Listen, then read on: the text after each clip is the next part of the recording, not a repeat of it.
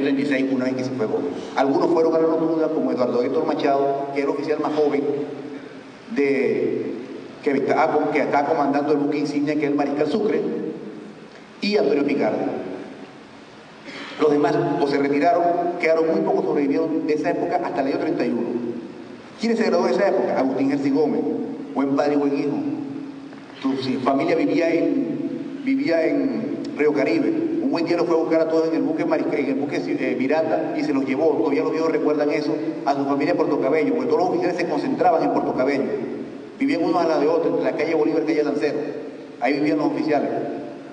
En más de una oportunidad, y no fue una solamente, al morir un oficial, los otros le ayudaban con los hijos a criarlo, como el caso de Olivo Fuente. Le quería un hijo a Agustín Herzi Gómez, que lo matan en Puerto Cabello, justamente en Carnaval. Lo matan por la espalda, era el director de la Escuela Naval en ese momento, a bordo del vapor Maracay, y se encarga de la manutención del buque.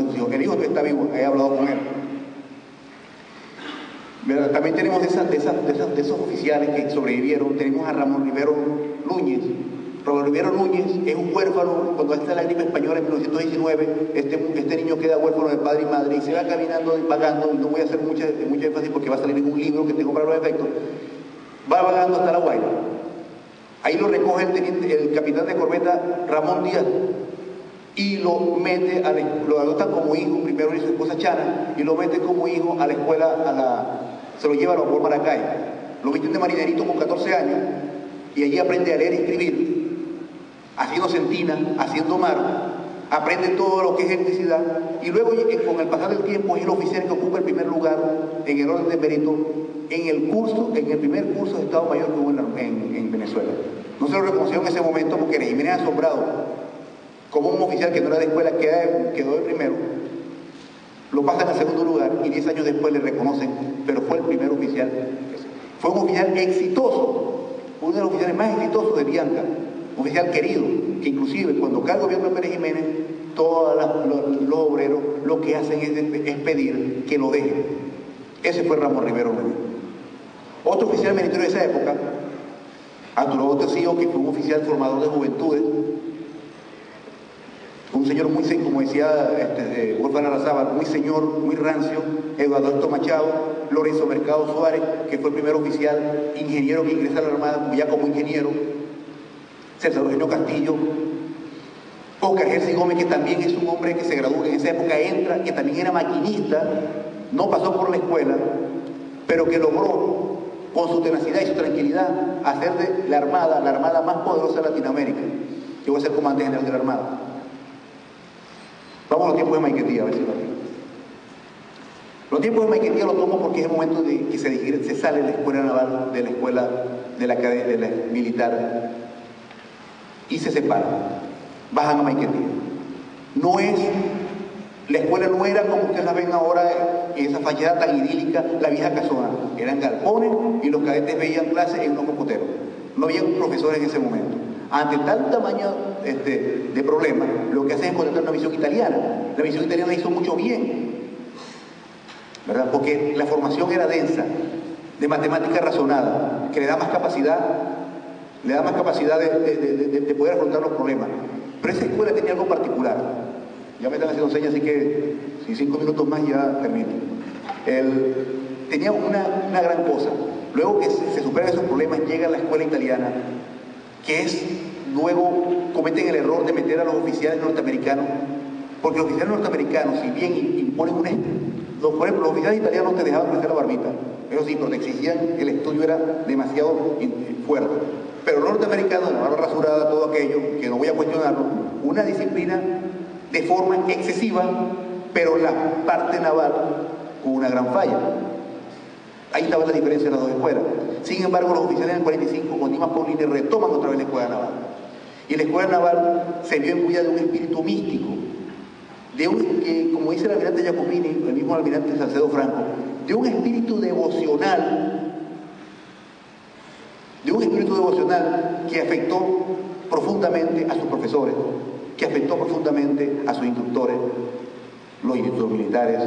La formación y la disciplina era un objeto de orgullo de nuestra escuela.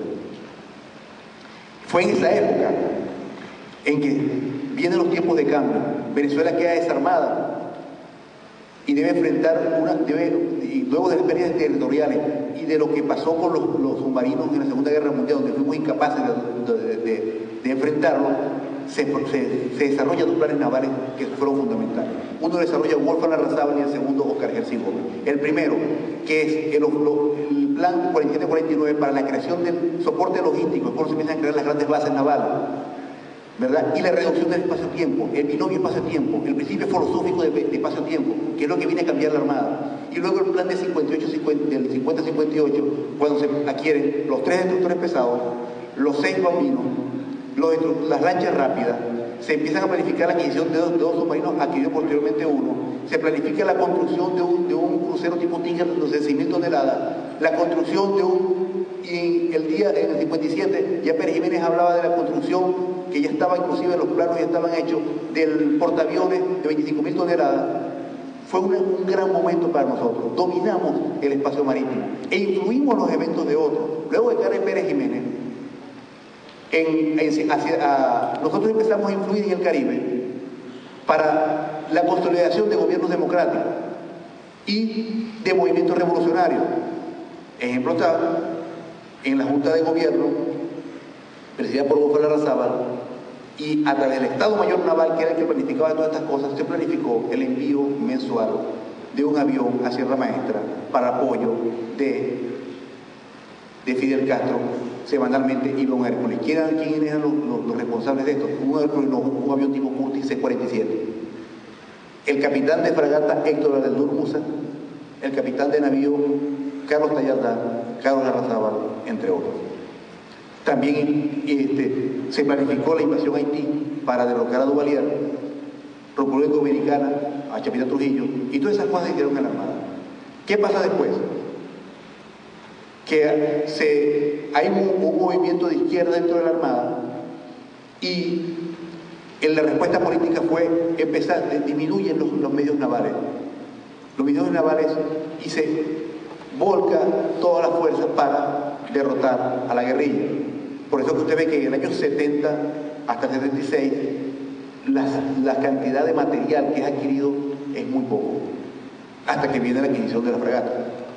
Entonces, esos son los tipos de Maiquetía. ¿Quiénes son los hombres de Maiquetía? Ustedes visten que yo le hablo de una generación que nace en el siglo pasado e influencia en el siguiente, como Felipe Larrazábal. Pero en el caso de esto, hay una particularidad, que los oficiales que mandan a estudiar por primera vez en la historia, se mandan en el año 36 a estudiar, 6 oficiales de Argentina. Estos oficiales se gradúan en el tiempo de Maiquetía y dirigen los estudios de la Armada por poco tiempo. Ellos van a Argentina, se gradúan 3 o 4. Uno, como forma la Unión Patriótica Militar, que es la más, inclusive más antigua que la de 1845, la que forman los oficiales del ejército. Ellos acceden, como Manuel Antonio Vega, accede a la dirección de Marina, tiene algunos aspectos positivos, pero deben echar para atrás por la falta todavía de preparación o la falta de formación. Tienen que echar mano de los oficiales viejos. ¿Qué pasa? Los oficiales del ejército pasan a los oficiales gomecistas a retiro superior, de una sola vez, de un solo plumazo sin preguntar. Nosotros lo complicamos todo y hacemos un proceso burocrático de un acto humillante. Entonces, alférez en navío, juzgando a capitanes de corbeta viejísimos, donde salieron cosas personales y son dados de retiro. Muchos oficiales valiosos como Aristides Rojas son retirados sin más. Oficiales de gran valía, que pudieron haberse utilizado en otra cosa, que no eran políticos, porque la política llega a los cuarteles del año 45.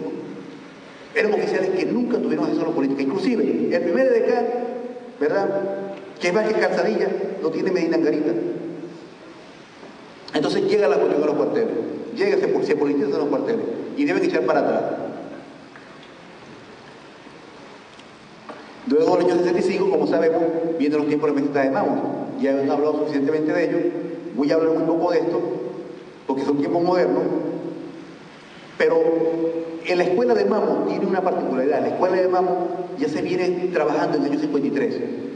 Está en manos de Armando Medina, ciertamente, como dijo el profesor Jurado. Está en manos también del capitán Lorenzo Mercado, que piensan que la escuela debía irse a Mamos. Pero finalmente, en el año 58, que se le asigna recursos y se pone en manos la construcción, la parte gerencial a Sosa Ríos, que fue uno de los grandes comandantes de la Armada. Todas las instalaciones que tenemos, la mayoría, la obra material que sigue Jersey Gómez, la continúa Sosa Ríos. Adquisición de 12 buques guardacostas, la compra del submarino, la compra de la Comandancia General de la Armada, Huiria, Paraguaná, la Escuela de Guerra, la construcción de la Escuela Naval, todo eso viene de manos de Sosa Ríos. Pero, por supuesto, en la escuela estaba un hombre bastante olvidado como es Armando Medina, que le da vida y se forma esta escuela.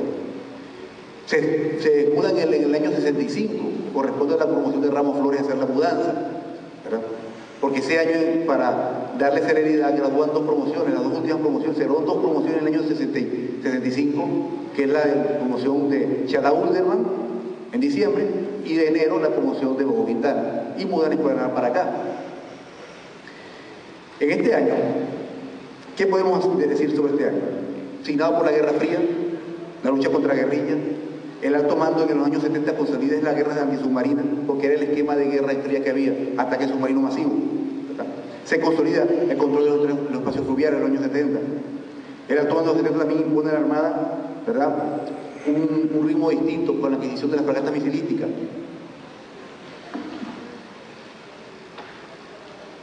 ¿Qué le puedo decir de esta época? Retomemos las referencias paradigmáticas que tenemos. Tenemos orgullo de origen.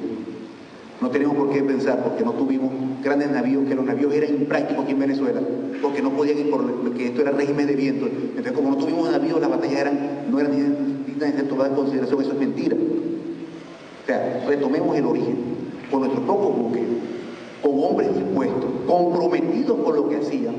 Nosotros logramos tener armada, logramos pacificar el país. Y cuando eran tiempos de revolución, teníamos tiempos de revolución.